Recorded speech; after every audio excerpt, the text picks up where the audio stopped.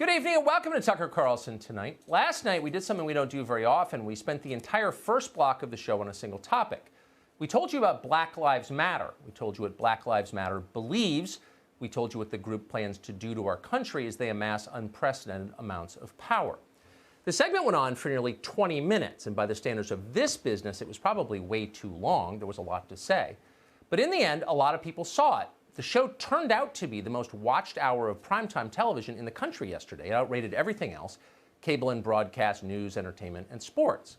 And we never talk about ratings, and we're definitely not telling you this to brag about it. There's already more than enough bragging in television, that's for sure. In any case, nothing in television lasts forever. Next week, we'll probably get beaten by a 3 a.m. re-air of Gilligan's Island or a 4-hour Love Boat retrospective. That'll probably happen. The point of telling you this is to remind you that you are not alone. You may feel like you are. Suddenly your opinions qualify as crimes. Dare to say what you think at work and you will be fired in the middle of a recession. Write what you think online and you will be silenced by the big tech companies. So you keep your views to yourself. You have no choice. A lot of Americans are doing that right now. They're staying quiet.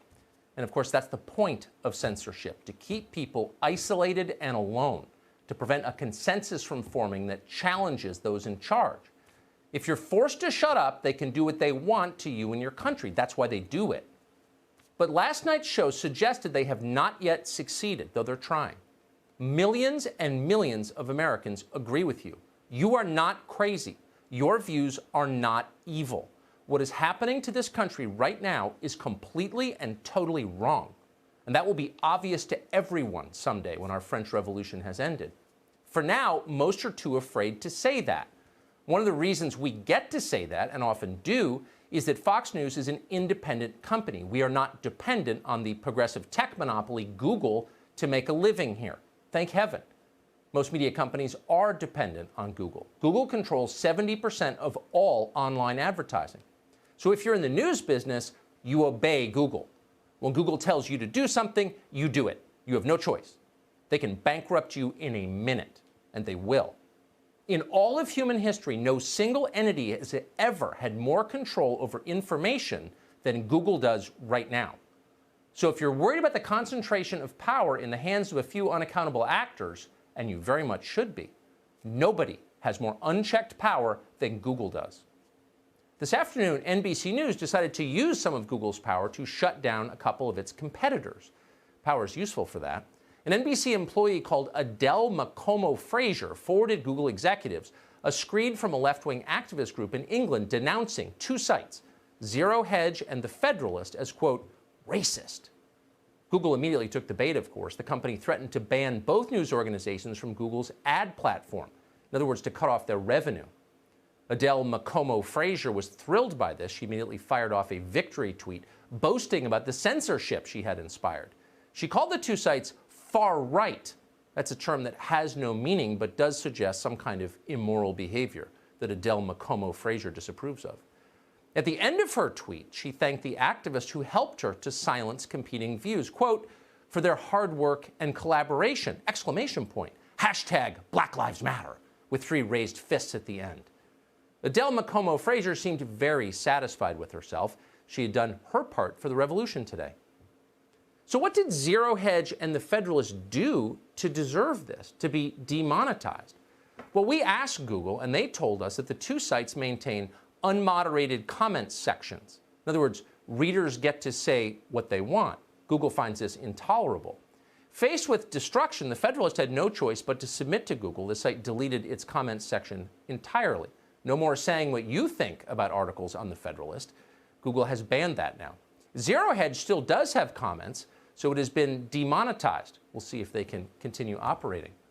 All of this raises an interesting question, though. Google says it now holds conservative websites responsible for the comments of their readers.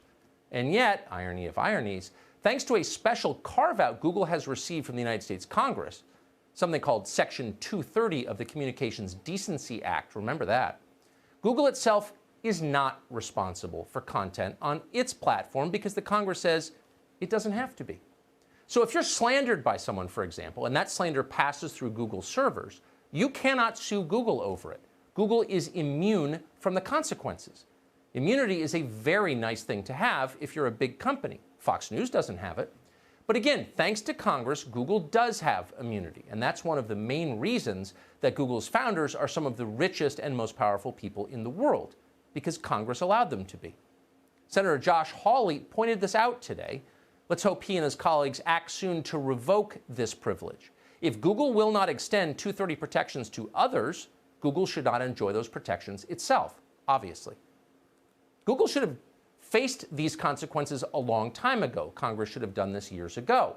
It's been clear for a very long time that the big tech monopolies have now surpassed the federal government as the chief threat to our liberties. Google is the most powerful company in the history of the world. It's the portal through which the bulk of our information flows. That means that if Google isn't on the level, neither is our understanding of the world. To an unprecedented extent, Google controls reality.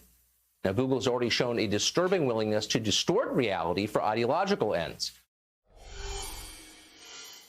And now it is happening. Google is acting directly to shape what people can say and what they're allowed to speak. It's a direct effort to stifle free speech.